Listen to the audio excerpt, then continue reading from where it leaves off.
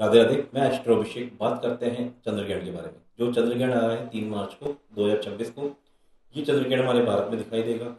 इसका सूतक का टाइम है सुबह 9:39 से शाम को 6:46 तक।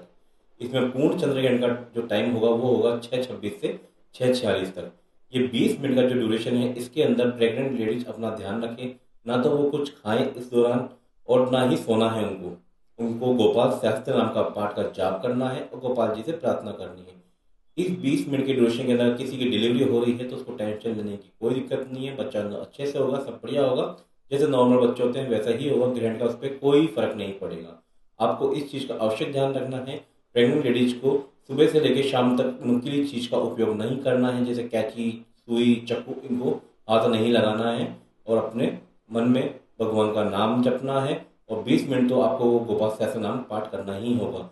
अच्छे टिप्स के लिए मुझे फॉलो करते रहें। राधे राधे।